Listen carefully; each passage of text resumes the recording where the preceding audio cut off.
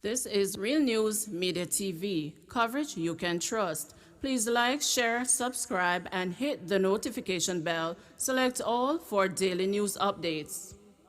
Man arrested in connection with murder of Kanice Jackson.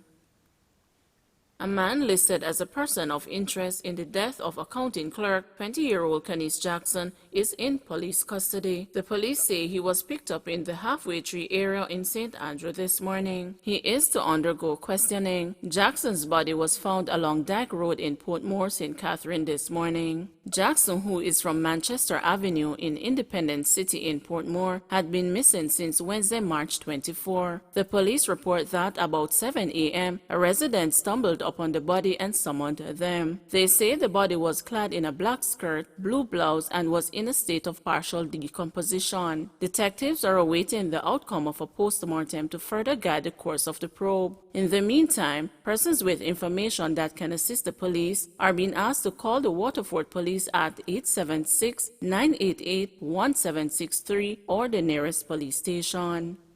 Former Prime Minister Bruce Golding hospitalized.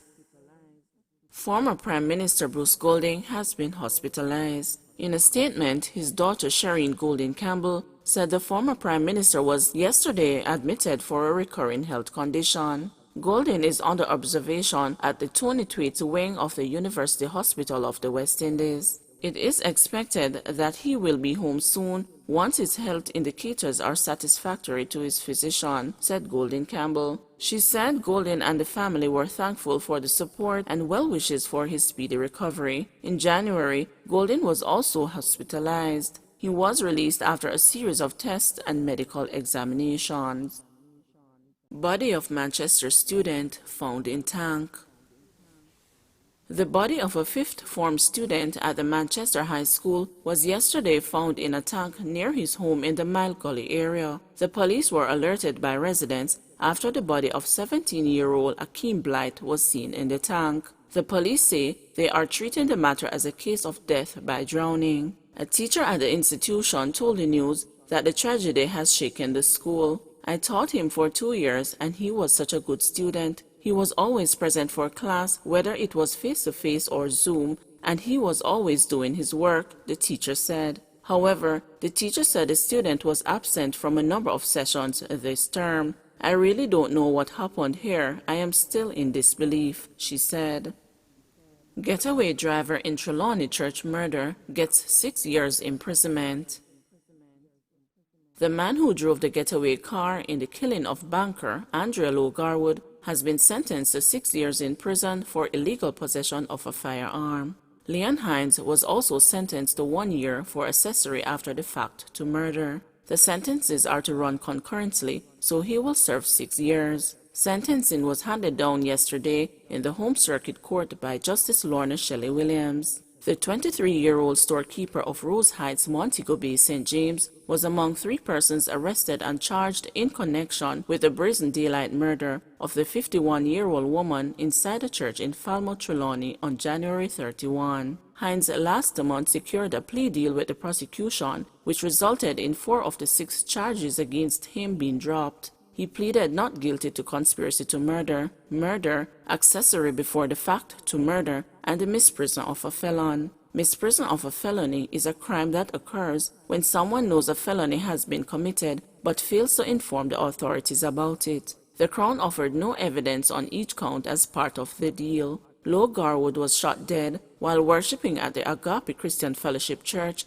allegedly by a man who sat in the pew behind her. 2 other men, Javan Janoy Garwood, 29, the stepson of the deceased, and Dwight Bingham, has been charged in relation to her killing. Garwood is charged with murder and conspiracy to murder, and Bingham has been charged with murder and illegal possession of firearm.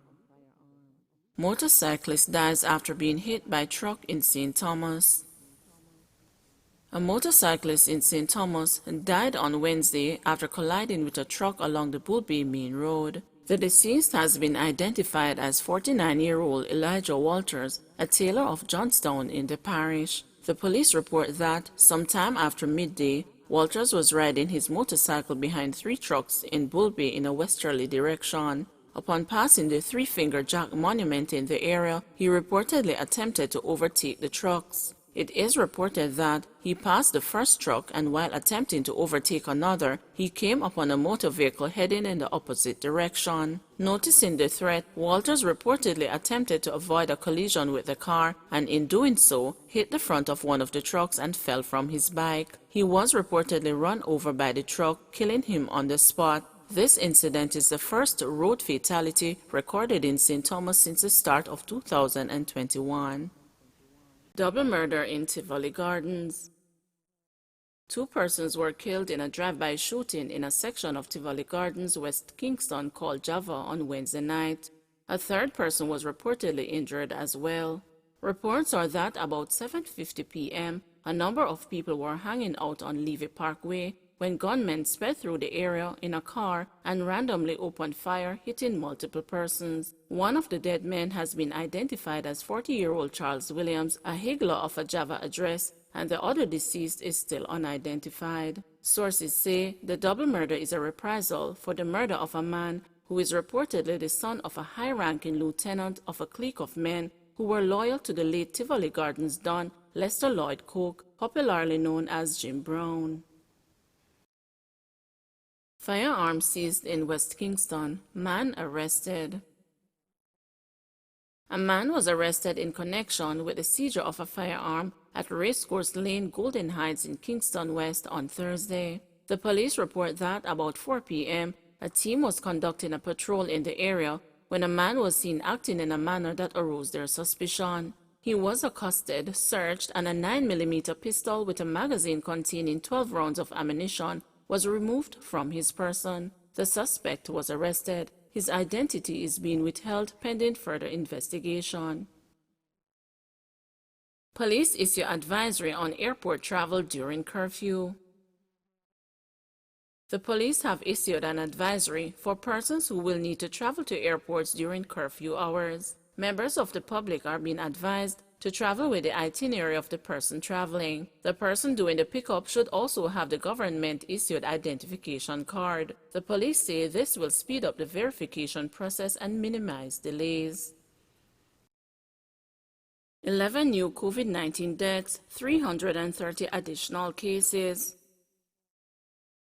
Jamaica on Thursday recorded 11 COVID-19 deaths, pushing the tally to 557. The deceased are an 83-year-old female from Hanover, a 70-year-old male from Kingston and St. Andrew, a 77-year-old male from Kingston and St. Andrew, a 93-year-old female from Kingston and St. Andrew, a 63-year-old female from St. Anne, a 42-year-old female from St. Catherine, a 68-year-old female from St. Catherine, a 48-year-old male from St. Catherine, a 55-year-old male from St. Catherine, a 39-year-old male from Westmoreland, a 57-year-old female from Westmoreland, whose death was previously under investigation, and 5 other fatalities are being probed, pushing that figure to 79. Meanwhile, there were 330 new cases with ages ranging from 29 days to 99 years, pushing the total to 37,458, with 19,795 being active. Of the new cases, 147 are men and 183 are women. In the meantime, there were 109 more recoveries, increasing the total to 16,848. Some 443 persons are in hospital, with 40 being moderately ill and 46 critically ill. 7 persons are in government quarantine, while 23,635 are at home. Please remember to like, share, subscribe, and hit the notification bell. Select all for daily news updates.